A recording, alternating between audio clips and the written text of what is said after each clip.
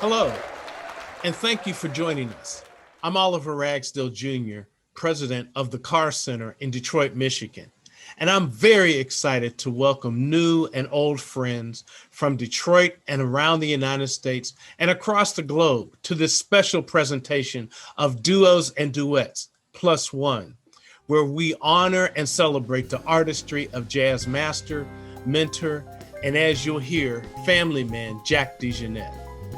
This presentation is different. It's shot with our artistic director and recently named jazz master, Terri Lyne Carrington, and Jack, both at home. Jack is in Willow, New York, and Terri Lyne in Boston. Their plus one is bassist Matthew Garrison, who contributed from Shapeshifter Lab in Brooklyn, New York. As you watch and listen, you will see, hear, and feel the very special relationship shared between these incredible musicians and friends. And be ready, there are surprises in store. A special thank you to our technical director, Lamumba Reynolds, for his incredible work on this project. Thanks to our sponsors and supporters who make all of our programs possible. And we invite you to financially join the family by making a donation. Pay what you can. Text Carr Center, one word, to 77977, or go to our website, thecarcenter.org. Thanks in advance for your support. Now, enjoy the show.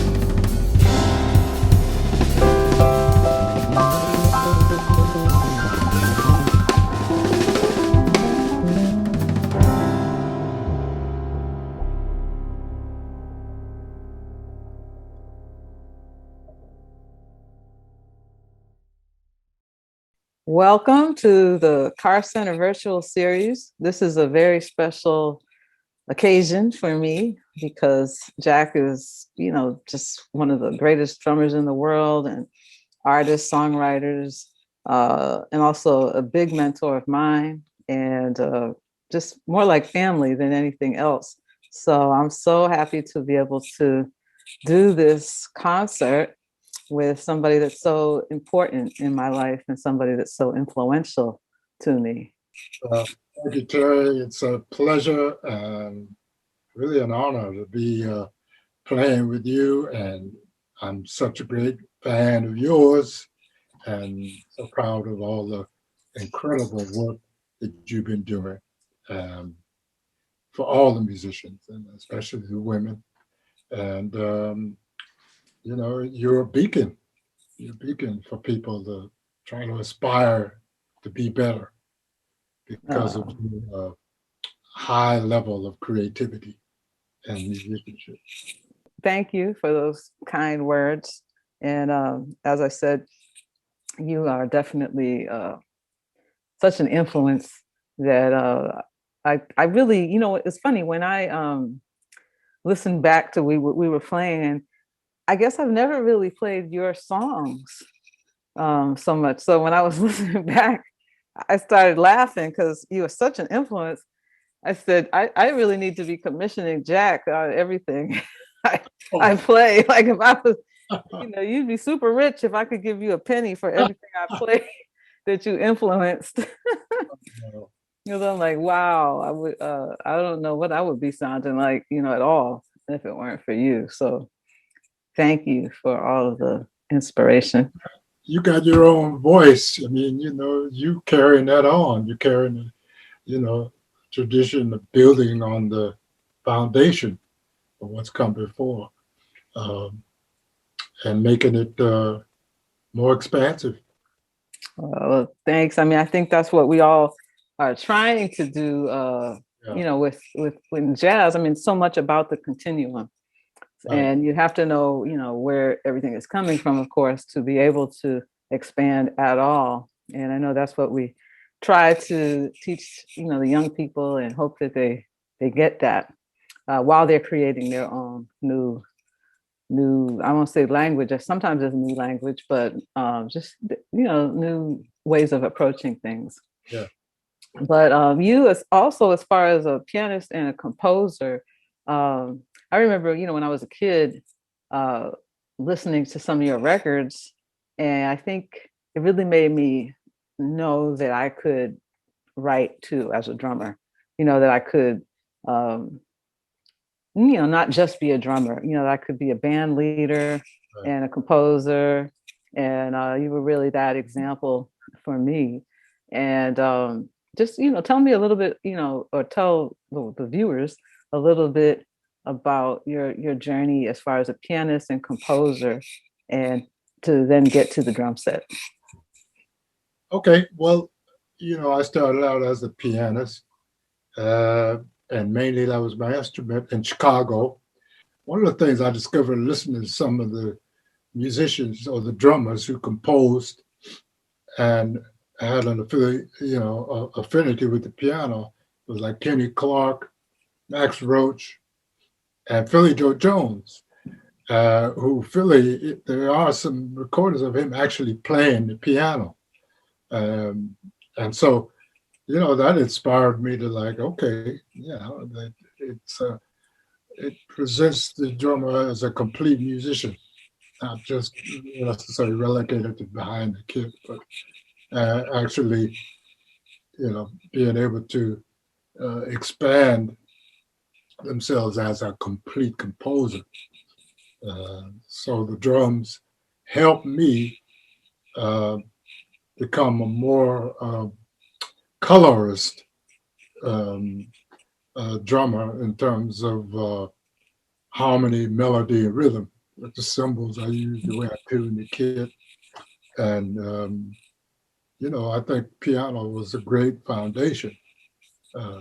It helped me, expand my ability to listen to the whole orchestral ensemble. I learned a lot more about piano being able to play with some of the greatest pianists in the, on the scene in the world. So I benefited, I think, more from staying with the drums. But I still play piano. I still like it. Yeah. Yeah, it's interesting too, because some of your bands did not have piano, did not have keyboard players, even throughout your career. So was that on purpose, or why is that? Yeah, it was on purpose, just to create more space, in the music. Although later on, with the Jack DeJohnette group, I did have a pianist in directions. I had a pianist named Warren Bernhardt who played. And then later on, when I had put together the Jack DeJohnette group, with David Fazinski and I think Jerome Harris, I think, and Rudresh and George Colligan. George was great. George is another one who plays piano and drums and the trumpet. So yeah, but for a while I like to have that space. Yeah, I understand. I like it too, because I'm always, sometimes worried about playing with pianists that can get in the way, people that play a lot. Yeah. So, your piano playing is great because you understand space and understand what kind of space a drummer may need or want. Yeah. But yeah, it's tricky finding pianists that don't get in the way. I remember around 18 or 17 when I started driving up to visit you. I remember some distinct concerts that you took me to. One was a Kenny Burrell solo guitar concert. Yeah. One was Keith Jarrett with string quartet, I think it was string quartet. And one was, I think, Burning Spear. It was outside. Yeah. And another one, which was really important for me, was Sweet Honey in the Rock. We went to see them, I think, at Carnegie Hall. Yeah. So, I remember that time period, and you basically saying, "Yeah, we got to open you up," because I was, a little narrow-minded. Important for me to hear at that time. And then when I look back at all the concerts we went to and the music that you would be playing in the house, it was all multi-directional. It was everything, and I think that nowadays young musicians are able to do that a lot more and even present these things in their music a lot more than they were back in the 80s. Yeah. And even the 90s, because you had record labels and people that were, gatekeepers, so to say, that we're trying to keep everything in a box so it's easy to sell, easy to market.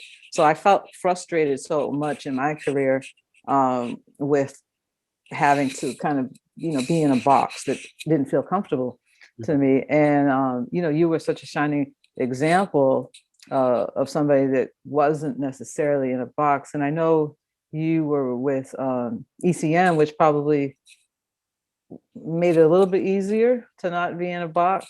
Definitely. But tell us a little bit about just that part of the journey of being multi-directional.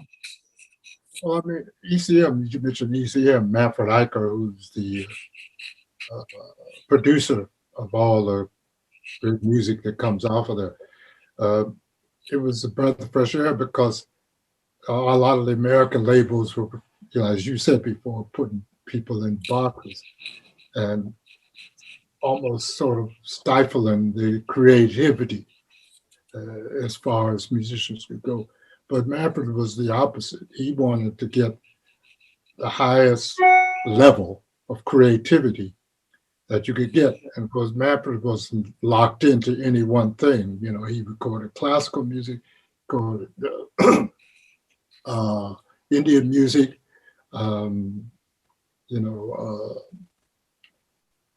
he was very eclectic. Let's put it that way. So the label is eclectic, which is perfect for me to go in and, play in these different combinations. And the other thing is that Maverick had a real amazing ear for sound. And he started encouraging me, emphasize the cymbals. There's a lot of the cymbal work. He really heard like melodies and details and the cymbals that I wasn't hearing until he said, "Go, man, play more cymbals," And that really helped my concept, Yeah, and it became such an important part of the ECM sound. It seemed like everybody was doing that on all of their records, like you started it, and so many people, started doing that sound. That's especially, for straight A songs.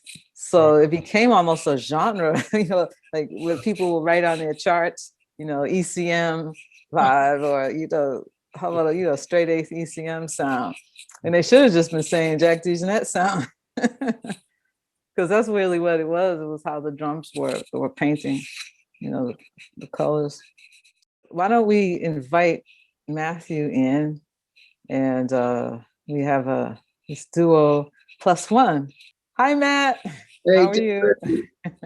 Actually, I think our first musical experience was exactly in this room. You and I, Terry.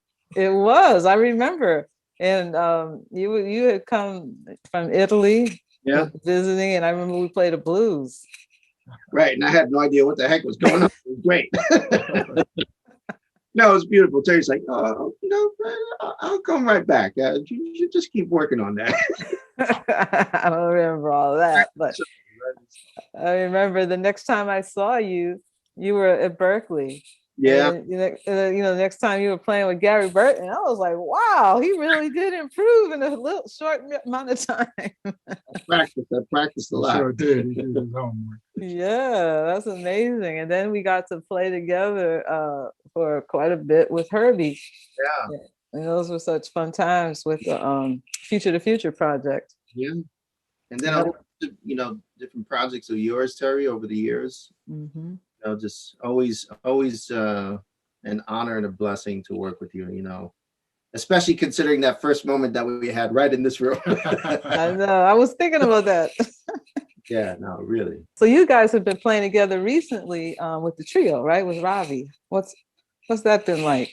What kind of material? I know I heard one of the concerts, but for our viewers, tell us a little bit about that. It's we try to run the balance of having compositions and making up spontaneous compositions on the spot. Mm-hmm. And so that leaves a lot of room, for flexibility. So, we always used to open up a set just open-ended before we go in, to a composition or a tune. And so that leaves us, it was a very, very free-flowing musical situation, which we always look forward to going to. Yeah, I know Matt can just go, so we don't need any music. In a way, that's almost some of my favorite parts of that, that first opening, because sometimes, it could be 5 minutes, but it could also be like 15 minutes, and you can see the audience sometimes they're like, okay, wait. What's happening here? What just happened? What did we just pay for? And they start looking at their clocks, but after a while, it makes complete sense. I think the arc of the way the story that can be told, right. And it's beautiful to have that opening moment where we can sort of find our space and our place and where we feel cool. Yeah. So yeah, it's just been, of course, anytime you work with this man, as you said, you were talking about earlier, just the idea of multi-directional, multi-possibilities, freedom, liberty, expression. It's all there. It's all there. So it just takes over. I don't know about you, Matt, but you probably and does beautiful sound architecture. Yeah, that's amazing. I try. Totally. Yeah, absolutely. I don't think I've ever heard so much sound coming from the electric bass. That made sense. Some people have effects and you don't really want to hear them. But all of Matt's effects are always so well tuned, well tuned into the music, and it really adds, to something opposed to just being there to be there. Yeah. So that's you really are brilliant with that. Yeah. Closing thoughts from you, Matt, first. Look, Terri, for me, again, this idea of also seeing the arc, speaking of arcs, the arc of your story and your life sort of travel, it's just been incredible. It's been very inspiring, and I feel proud to be able to say, hey, I've worked with her too. I've done a whole bunch of cool stuff with Terri. She's like my sister, but it just, it feels right, and feels like the information and the lessons that have been brought forth to both of us by Jack and Lydia, of course, and just that sense of, go, you can do it. It's going to be okay. Just, and then we can always come back to them for some advice, and, I don't know, just, I'm honored again to always be able to call you both a family member and to be able to make music with you.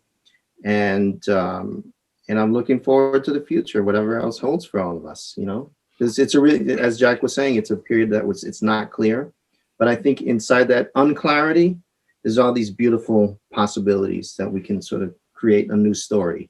So I think that's what we're doing here. And I think there's much more to come. So. On that note, I just want to say thank you. I'm so proud of you. I'm glad to call you my daughter. Oh, thank you. And keep it going. Yeah. Keep it going. Oh, thank you. And much love to you both. Thanks for taking the time out to do this. I know these pandemic times, it's not easy and everybody's busy. So thanks for making this, special presentation for the Carr Center. Our pleasure. Our pleasure. Absolutely. Thank you. Thank you, Terri. Thank you, Carr Center.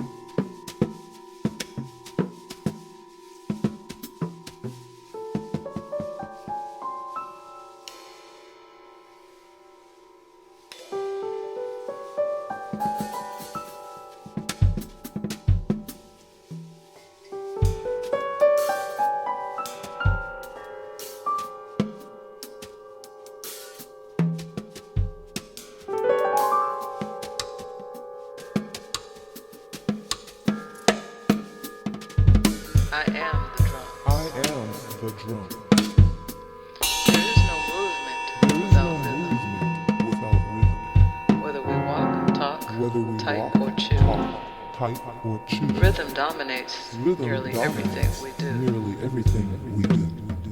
Even good morning has a cadence that we all respond to. And just the act of breathing ignites the drummer inside of you. The drums aren't just an instrument, but a necessary tool. They live within us. So let them be heard, let them be used. For tolerance, respect, sharing. These two are a drum thing. Polyrhythmic behavior in action. I reinterpret the word drum to remind me of what I need to practice. Rhythm can change poison into medicine and gives hope that we can be united. One idea. It connects us and can protect us. And I've witnessed its power to heal. Rhythm is a universal language. The dialogue is its ultimate goal. Our instruments are just the go-between in touching one another's souls. Compassion, wisdom, faith, courage, and passion. All qualities that help us to support and lead. These are the things that make the listener care. And these things, globally speaking, we all need. don't just play the drums. I am the drums. We've become one.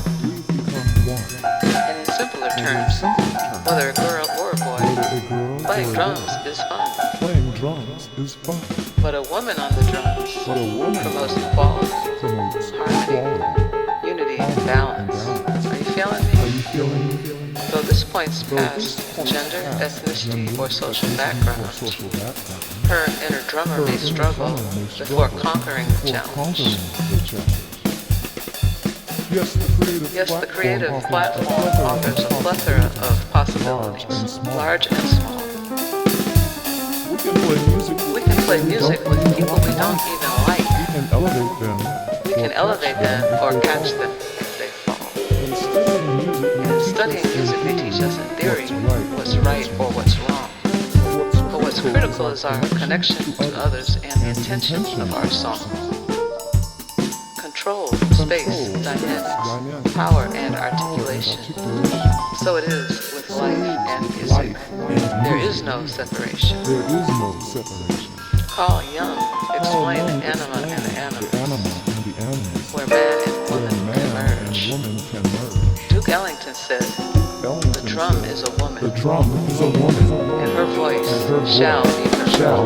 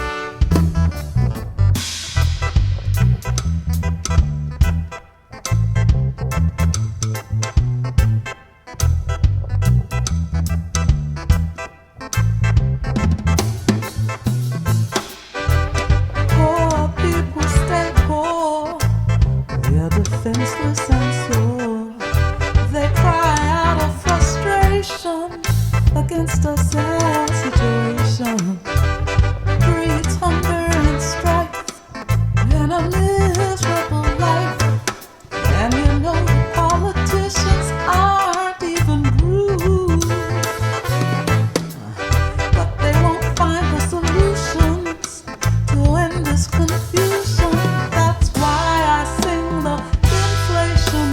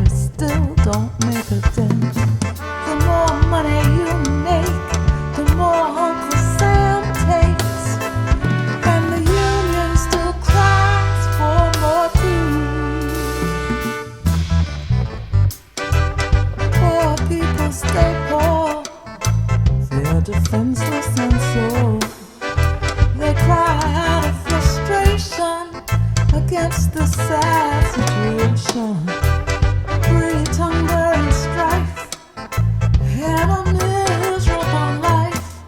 And you know the politicians don't even care, but they won't find a solution to end this confusion.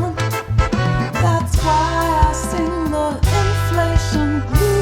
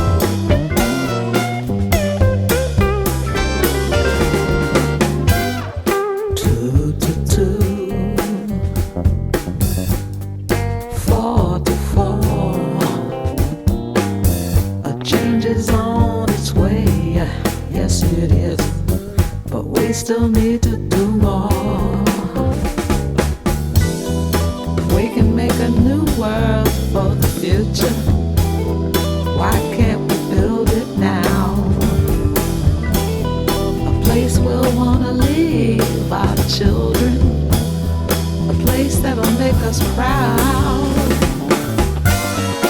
Why can't it be? Why don't you see? Future in me, it's up to you and me. Why can't it be? Why don't you see? The future in me, it's up to you and me.